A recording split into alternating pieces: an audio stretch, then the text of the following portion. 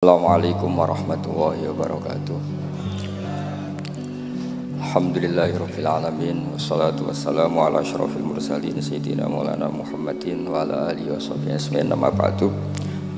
Teng ngarsa keluarga besar Mbah Ahmad Minan Abdullah ingkang kula hormati, khususipun Nyai Umi Maftuhah sedanten keluarga Gus Atta, ngarsa para kiai khusus wonten Kiai Ulil Albab Arwani, wonten Mbah Kawula Kiai Muat, wonten Dek Rozin Gus Nazif, wonten Kiai Mujib, teng ngarsa para habaib ingkang kula hormati. Kula mun niat boten guyon, ternyata Pak Muat guyon terus kula. Tapi insyaallah kula boten guyon. Kula niku mun gayane lungguh kursi tapi sajane boten gaya mriki dikongkon ngoten. Kalau niku terkenal kiai sing ora kena diundang kecuali pernah sepuh. Ternyata pernah sepuh niku kathah. Terus termasuk Mas Naib itu ngerasa sepuh. Aku nak mboten dituruti ngerahno banser. Terus ribet niku itu. Kula badhe matur jauh sederengipun Mbah Kawula Ki Muat Thohir. Beliau itu mbah kula saking lasem nggih saking kajen. Terus kula cerita sekedap buyut kula kandung namine Hafsah niku gadah putri Sofiah niku dugi kula. Adikipun Sofiah Badiah niku dados ibukipun Kiai Sahal. Wonten malih Kiai Subaidi dados Mbah Afif Mbah Ahmad. Terus Hafsah niku binti Maksum bin Soleh bin Asnawi Sepuh. Asnawi Sepuh niku saking Mbah Jiroh mriki terus Mbah Alfiyah dugi Mbah Mutamakin. Terus dawuh Pak Muat, kula tesih gadah channel. Tapi bate nggih boten pati banter, kula niku waris wedok dadi banter Mbah Muat. Tapi nak kula kliru niku pantes waris wedok. Nak waris lanang niku ketoke ora pati pantes. Terus niki kula cerita ya. Di antara khazanah sing kula waos. Dan itu jauh sebelum kula pireng cerita Mbah Minan, kula nggih sering diceritani bapak kawula. Bapak riyen badhe khatam saking buyut Zubaidi, khatam teng mriki ngaos Mbah Dolah. Niku banyak ulama sing gadah tradisi kados Mbah Minan. Teng kitab Ummul Barohin ini diterangaken Nabi Musa sausé kepanggih pangeran. Niku nak ketemu suarane tiyang niku pengin ditutupi. Wong bar krungu suarane pangeran terus krungu suarane manusa aku pusing. Terus Mbah Minan niku biasa terus Quran terus bocah bakas panen niku kan pusing. Terus critakno corona niku ya pusing. Terus biasa asik mbek pangeran terus itu mesti istilzatnya billah, nyamannya dengan Allah. Di Indonesia niku kathah sing ngoten. Sing masyhur nggih Mbah Dimyati Pandeglang. Wonten alhamdulillah wonten Mbah Minan. Kula gadah pernah mbah ngesal pernah mbah kula namanya Mbah Nur Syams, kanca beliau di Mekah. Iku termasuk ngriwayataken dawuh Mbah Minan, saku iku kang wis ra urusan ambek wong, wis pokoke aku ngaji disalahno wong akeh lah, sementing aku ngaji Quran. Terus kula alhamdulillah termasuk orang yang pernah diberi kesempatan sowan beliau di kamar beliau, dan saya tasyarruf sekali, merasa mulia karena khazanah itu memang ada. Terus kalau cerita sekedap para tamu di Mbah Minan, kalau dengan logika saiki wong lagi muhadasah mbek pangeran munajat waos Quran khatam, kemudian jenengan ganggu nganggo kalam-kalam adami niku nggih cara hukum tirakat nggih batal kados salat niku nak omongan hak adami niku batal. Terus kata orang-orang yang punya pilihan seperti itu wahsyah, merasa ndak nyaman dengan makhluk. Ketika kula bahasakan mendengar suara Tuhan itu tentu ini menjadi masalah dalam kitab tauhid karena laisa fi harfin wala sautin. Tapi ini pun jadi istilah umum hatta yasma'a kalam Allah. Kula cerita tentang Imam Syu'bah. Imam Syu'bah niku lam yusfroh lahu firasun khamsina sana. Beliau itu nggak pernah lemean 50 tahun. Dan beliau khataman itu 24.000 kali. Bisa sampean bayang. Dan itu seringnya diwuduin wahid kados Sayyidina Utsman niku khatam Quran ngger badha Isya niku witire namung sak rakaat. Sayyidina Utsman itu satu-satunya sahabat kalau witir namung sak rakaat. Tapi sak rakaate Sayyidina Utsman itu khatam Quran. Nah kita alhamdulillah saged niru sak rakaate. Nggih hebat. Kalau nate ngaos kitab Fathul Bari Syarahipun Bukhari, ada kelompok tertentu yang mengkritik kita karena sering khatam deres esok, khatam sore, atau deres esok, khatam duhur. Bahkan sing profesional semaan kadang duwe rong cakepan. Duhur khatam, pindah terus nggih macam-macam lah wong kathah. Iki di sepuro pangeran. Sing jelas nak hasilnya lumayan di sepuro bojo lah. Kalau ada konco hafid itu pegawaiannya SMA, aku nak cerita nih sampai apal deh, nak wong belah sakmene, nak wong desa sakmene. Aku nak diundang wong desa susah ra karuan. Tak takoki lho kena apa? Beda Mas nak ngundang kula Mas. Tak pikir beda niku nopone ngono. Ternyata nggih niku sih.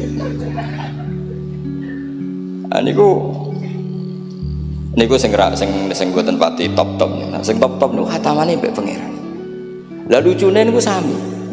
Sing payu ning desa ning belah yo nyun sewu yo duwe hasil. Tapi jenenge rezeki perhitungan niku jumlahe nggih terbatas. Nek sing khataman teng kamar ngoten niku mboten terbatas, wong niku langsung hubungane mbek pangeran. Dadi sampean sering semaan mbek baminan semaan mbek pangeran mesti keramat baminan semaan mbek pangeran. Mergo sampean kontrake kontrak basari, kontrak iki jek manusa. Sik ro bedane wong belah pejabat ambek wong desa. Kanca kula sakniki mboten purun semaan gara-gara krungu debate. Niki kisah nyata. Cara sing lanang niku 50.000 zaman niku tahun 9 berapa. Cara sing wedok niku 20 debat. Debat terus dipadakno wong macul wae mau 20.000. Pemenah iki semaan ning jero omah dadi 20 wis cukup. Gara-gara krungu debate niku terus mboten nate purun diundang napa? Semaan.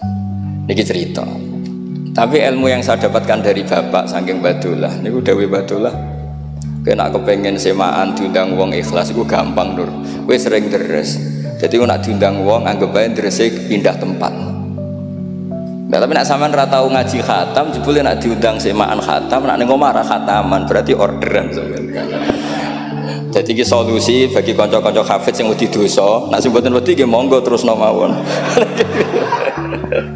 Niku carane niku nggih tetep teng dalem nggih khataman, mungkin nek diundang berarti khatamane pindah tempat. Tapi nak sampean ra tau ning omah khataman kok nak diundang khataman ya berarti order. Niki mboten nyindir niki menata niat nih, cerita-cerita nata niat.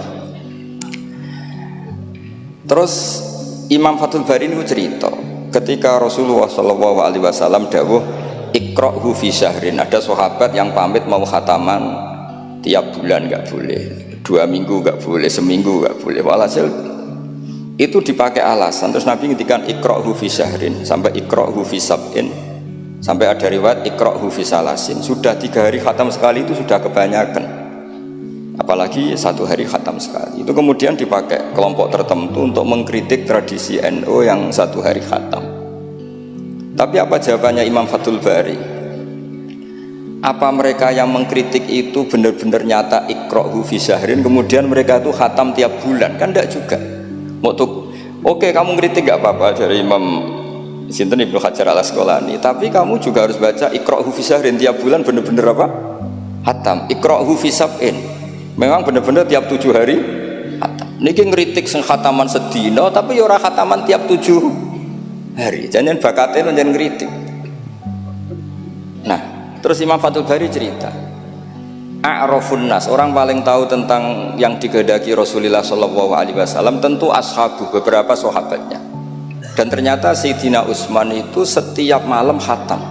Artinya apa? Tiap hari beliau khatam. Masa Sayyidina Utsman nggak tahu hadis itu? Sayyidina Utsman tiap malam niku khatam. Imam Bukhari rawi hadal hadis yang meriwayatkan Nabi itu melarang khataman keseringan, yang meriwayatkan hadis ikra'hu fi syahrin ikra'hu fi sab'in. Beliau itu tiap malam khatam Quran dan khusus Ramadan khatam 2 kali. Bukan karena order loh, memang benar-benar khatam. Jadi pagi khatam, indal iftar, nanti khatam lagi sampai indas sahur. Sehingga terus mulai sanad kula dugi Mbah Dolah, dugi Mbak Arwani sedanten lewat orang tua saya, lewat guru-guru kita, khataman tiap hari itu enggak punya akibat apa-apa.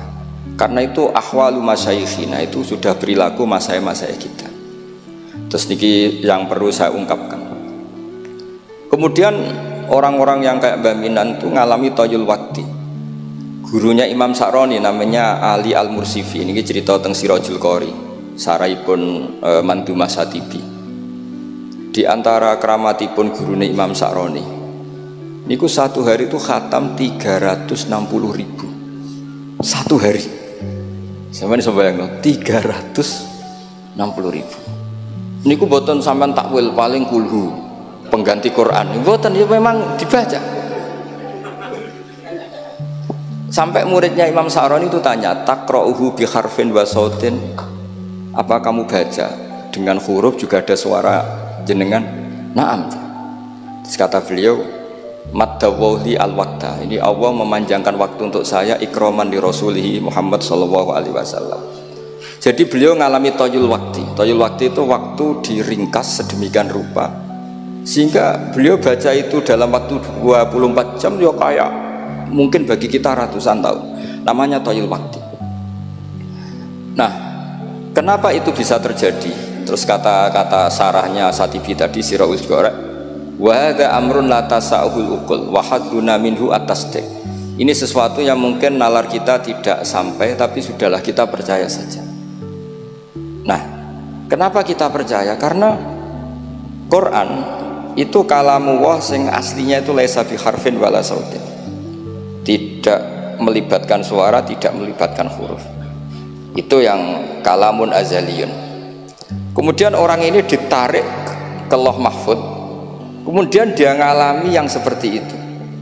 Dan itu bagi orang-orang dekat Allah sah saja.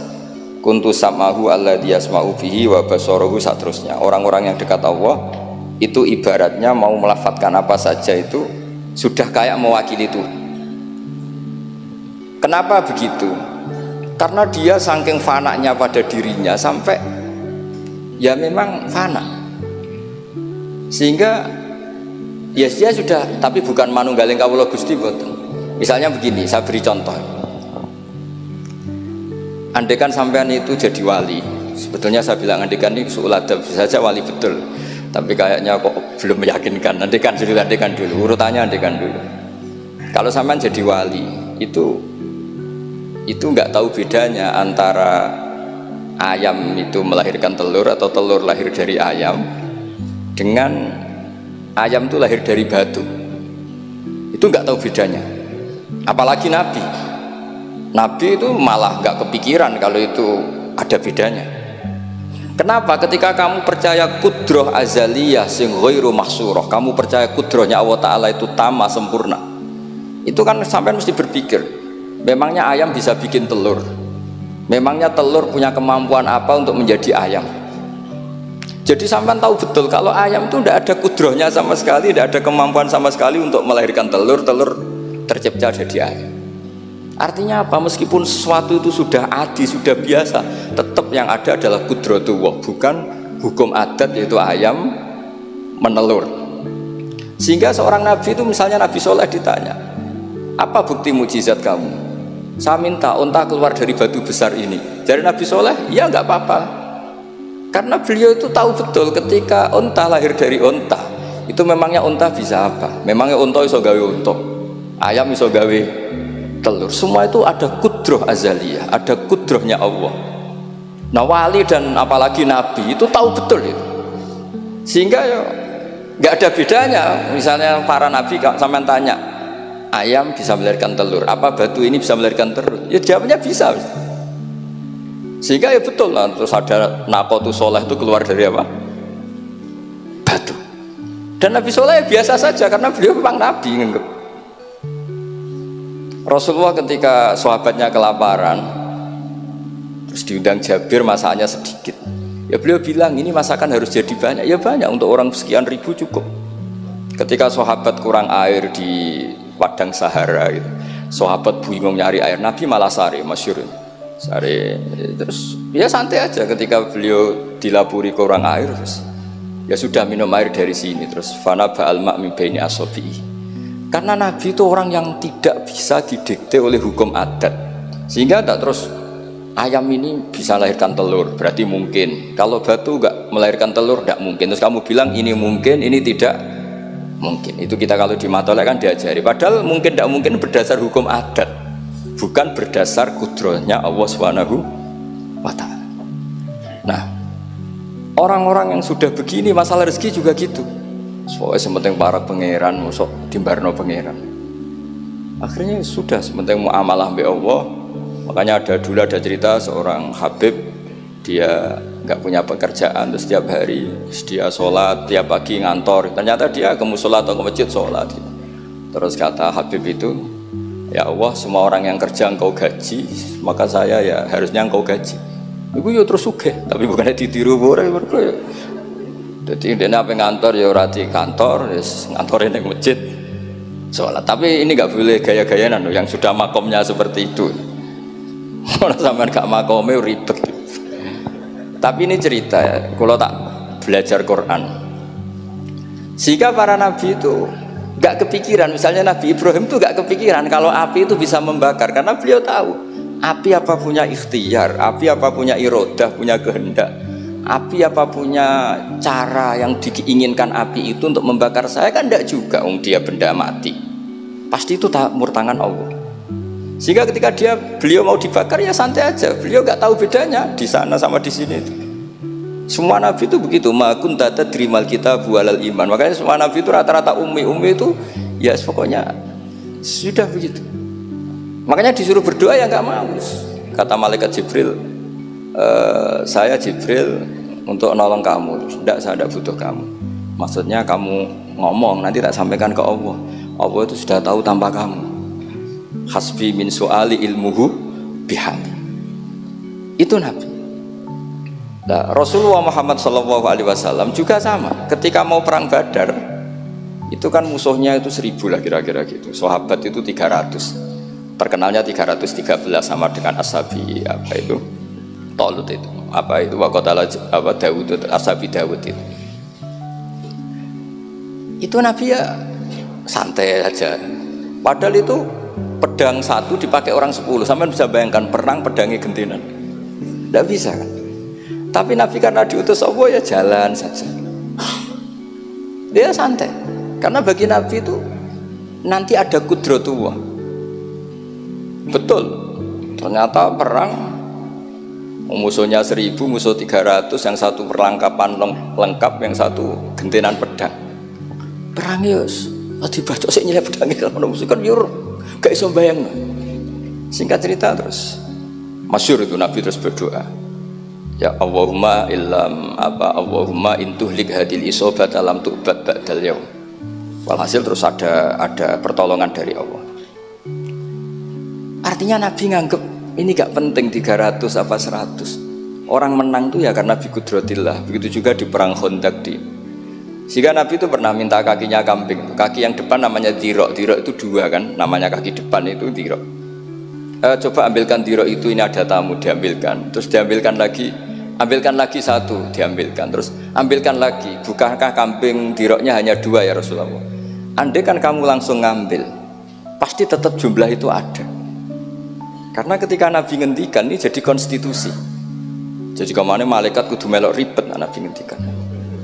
Lah masyhur kan Nabi khutbah padahal pas musim kemarau nggak mungkin hujan cara hukum adat. Ya Rasulullah khutbah ojo suwi-suwi niki wong bingung perkara ana udan. Pun pokoke niki bingung halakatil amwal mergo gak ana udan. Niku Nabi langsung ngendikan udan. Bareng udan minggu berikutnya wong kebanjiran sakniki mboten rusak krana kemarau tapi krana banjir. Niku Nabi ngendikan Allahumma hawalena wala ini langsung mari. Artinya Nabi itu gak bisa didikte terus. Ini secara ilmu falak, ini gak musim hujan. Nah, saya kan perhitungan, gelem istisqa sausé didelok wis musim dadi istisqa. Kalau di konco kiai ahli falak, ini kon istisqa ora gelem. Tak takoki kena apa? Tak hitung jek suwe kesudan iki.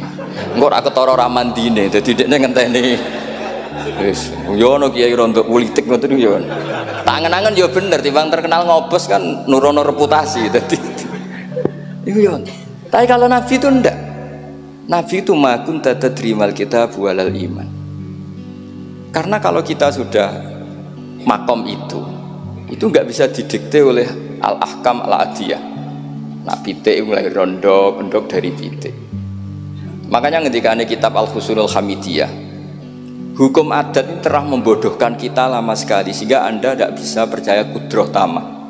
Dan ini kaitannya hormat baminan ini nanti tentang Quran. Nanti jenengan melihat mukjizat terus gampang selain. Terus kata Imam Al-Husunul Hamidiyah ngendikan umpama klungsu niku biji asem nih. Andai kan tidak pernah terjadi klungsu itu jadi asem yang besar, kemudian buah, kemudian macam-macam lah ditabrak truk nganti yo masalah tenan. Terus itu gak pernah terjadi. Terus akhbaro kamu birun, terus kamu diberi cerita orang ini klungsu ini bisa jadi pohon besar sekali suatu saat. Kamu pasti tidak percaya. Oh ini mohal, masa barang kecil jadi besar. Berhubung sering terjadi terus Anda bilang mungkin. Tapi pertanyaannya loh, ketika mungkin itu kamu kan gak ikut bikin.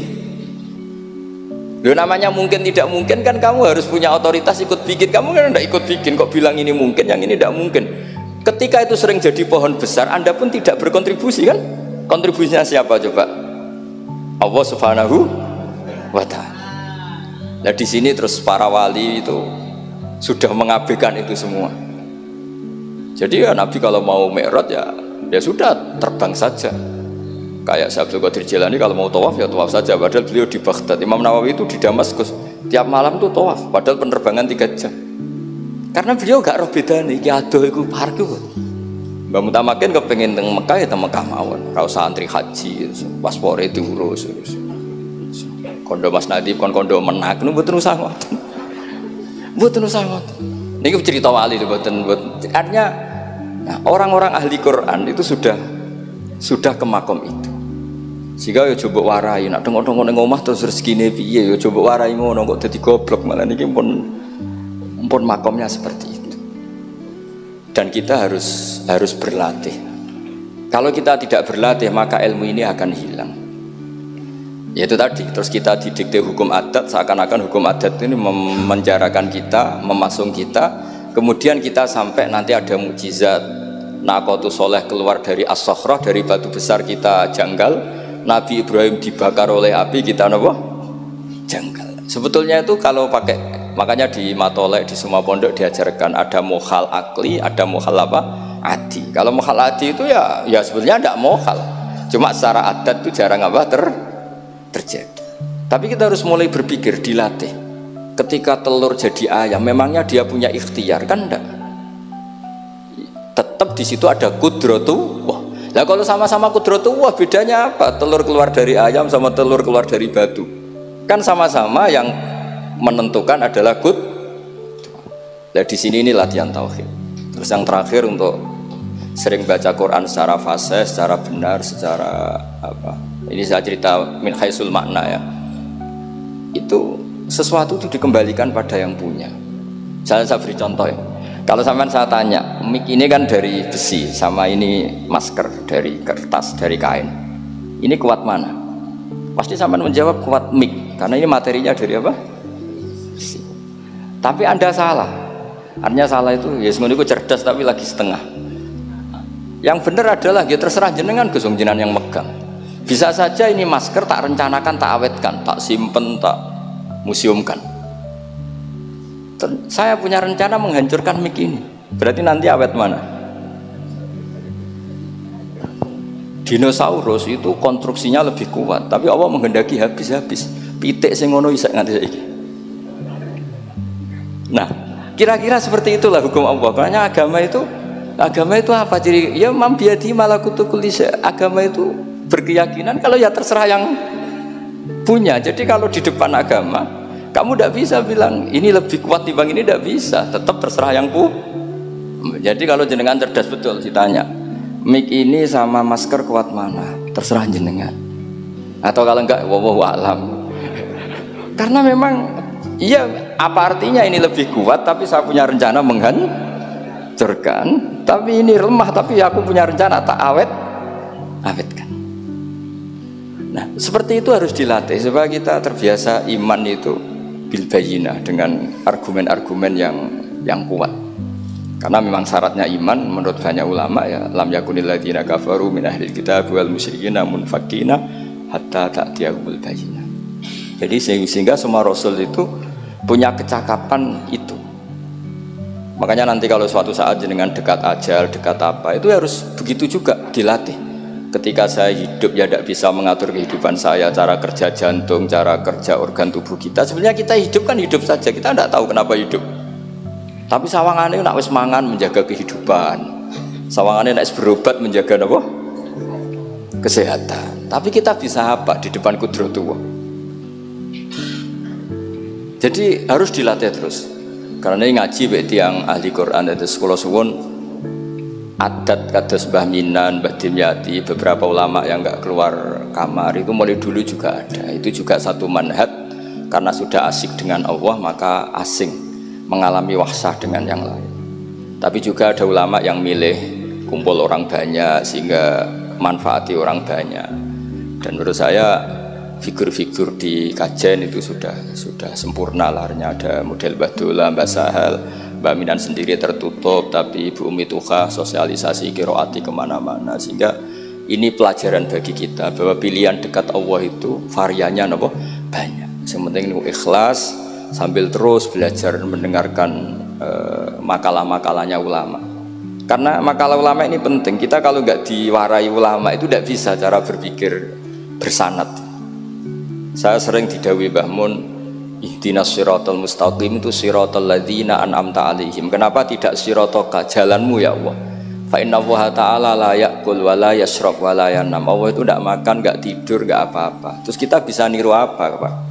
Tapi kalau siratal ladzina an'amta alaihim artinya thariqullah adalah dengan mengikuti orang-orang yang telah diberi nikmat. Jadi kita niru Mbah Dola, niru Mbah Arwani, niru orang-orang baik. Karena kita nggak bisa niru Allah. Makanya setiap Allah cerita orang kebaikan, cerita kebaikan itu pasti cerita aktor-aktornya. Ulaikal ladzina an'ama Allahu 'alaihim, terus minan nabiyyin. Terus itu aja diceritakan keluarganya, min dzurriyyati Adam wa mimman hamalna ma'anu, supaya orang itu hormat sama leluhur. Saya kenapa cerita Mbah Mutamakin bukan tafakhur bin nasab, bahwa kita soleh begini tuh barokahnya doanya orang-orang dulu. Min dzurriyyati Adam wa mimman hamalna ma'anu. Masih diteruskan wa min dzurriyyati Ibrahim wa Israil. Baru soleh secara umum yang tidak perlu nasab. Wa mimman hadaina wajtabaina. Jadi Allah menghormati nasab sampai seperti itu. Sehingga rata-rata orang-orang soleh itu ya mbah-mbahnya soleh.